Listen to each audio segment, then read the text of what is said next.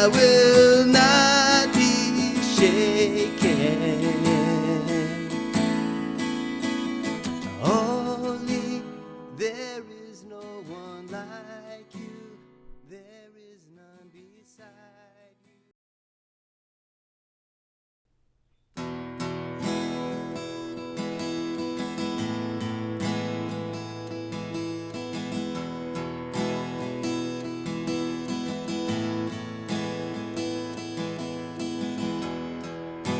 Worthy of every song we could ever sing,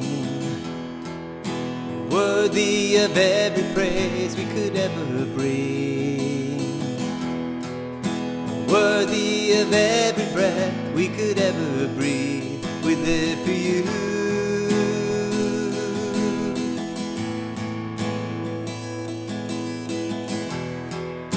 Jesus, the name above every other name.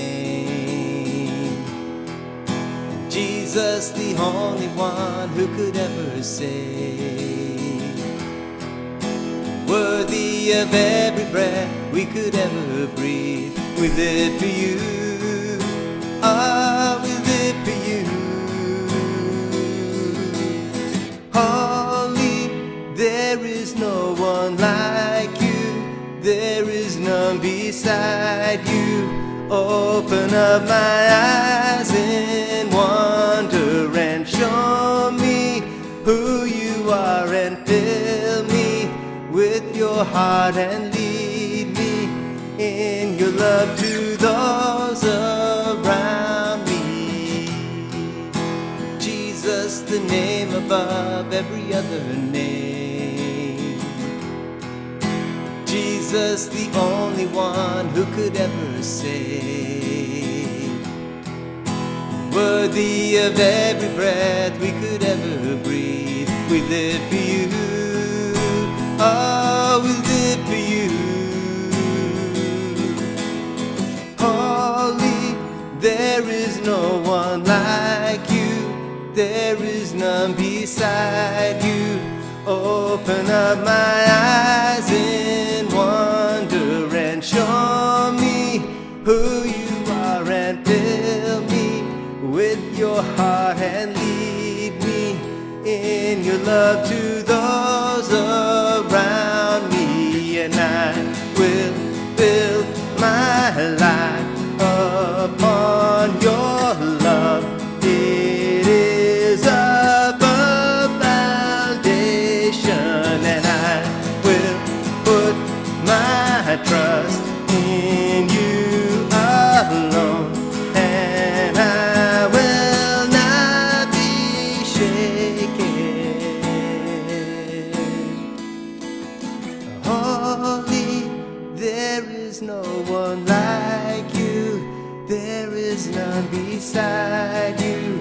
Open up my eyes in wonder and show me who you are, and fill me with your heart and lead me in your love to those around me.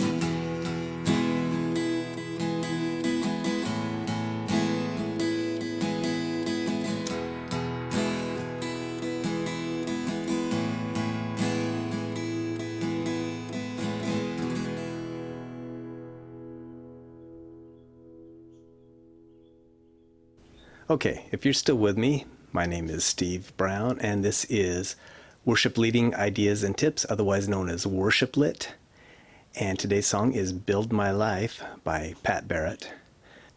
I'm going to start off with just talking about the chords of this song. So I found the chords for the verse off the internet, and it's just E and A major ninth. And an A major ninth is just, it's an E chord where you take off your middle finger. So you're playing an open fifth string here, A. So that's your new bass. So you have the E with the E bass, and then A bass on the A major ninth. They almost sound the same, so that's why I emphasize the bass notes when I'm playing.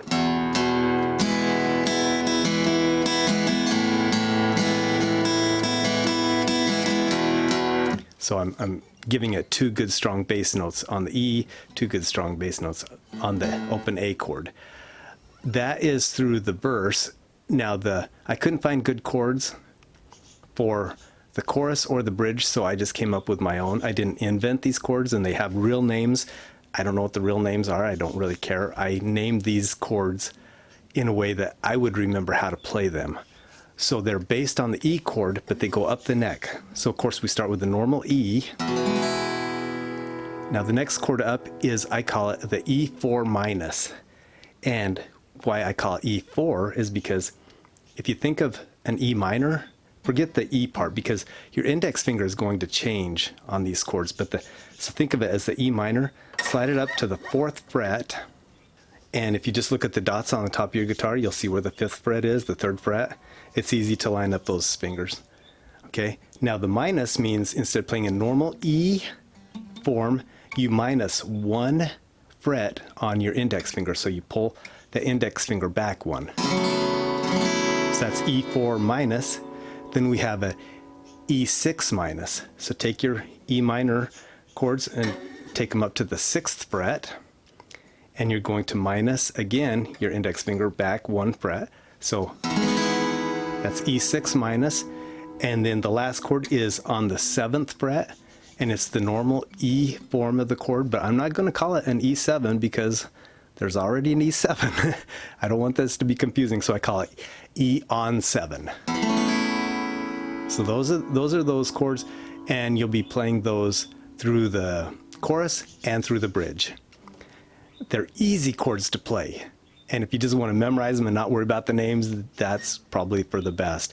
I named them this so that if in a year I pull out this song and I look at E6 minus, I'll know 6 minus. But if I pull it out and it has its normal name, which is something like, let's say, B flat, major 9th suspended, I'm not going to have a clue. So I'm lazy. I'm just going to name them the way it's easy to remember. So that takes care of the chords. Now for the strumming pattern, the hard thing about the verses is that you're singing in an offbeat manner. So most of your important syllables are going to be on the offbeat. So if you just want to play a straight strum, just concentrate on you're singing offbeat, the strum. So you could go, Jesus, the name above every other name. And that's fine. Jesus, the only one who could ever change. But see, I'm going to change Jesus. It's just offbeat. That's fine. But I like, especially in worship leading, when I'm trying to make it as easy for the congregation as possible, I try to match the guitar playing with the melody. Let me just put it this way. I'm going to go. Bass, bass, drum, Jesus the name. Bass, bass, drum, Jesus the name. Bass, bass, drum, worthy of every. Okay, that's kind of important to me to get that. Worthy of every song. I want to get that every on the beat. And I'm going to emphasize that with my strumming. So let me just go over the intro. And the strumming pattern for the intro is also in the verses, except for the first part of each sentence. It's in the second part of each sentence. So what I'm doing is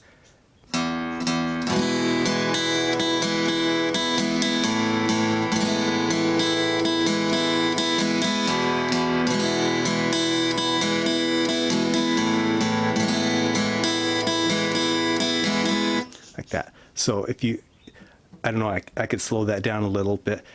Bass, bass, drum.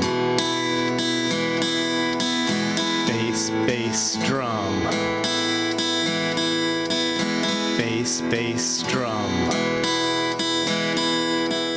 Bass, bass, drum. And I'm only strumming the one, and the rest are just individual strings that I am picking with my guitar pick. So I do that in the intro. Then, as I said, the first part of the sentence in the verse, I'm trying to match it with the melody. So, worthy of every song. And then at this point, I'm going to play the same pattern that I did in the intro. Song we could ever sing. Back to the worthy of every praise. Back to the intro, picking pattern. Worthy of every breath we could ever breathe. We live for you. Intro. So you'll see that there's two similar but slightly different patterns for the intro and the last part of each sentence. And the only thing that's different is the first part of each sentence. I'm trying to match the melody. And it's kind of nice when you don't play the same exact pattern through the whole song, give it a little bit of variation. So there's a bonus to doing it that way. As far as strumming for the chorus, I'm trying to emphasize the first two syllables. So holy, there is no one like you. There is none beside you. Like that. And then the rest of the chorus, I'm just kind of playing it straight. Open up my eyes in wonder and show me who you are and tell me. Like that, fill me, I should say. And so the other last thing is the bridge. I'm playing straight quarter notes pretty much through the first half of the bridge. And I will build my life upon, see, they're just straight quarter notes. And a sure foundation. Then I go to 16th note, so I'm playing four and up, down for every one of the quarter notes. And I will put my trust in you. Let that build. Long, and I will not be shaken.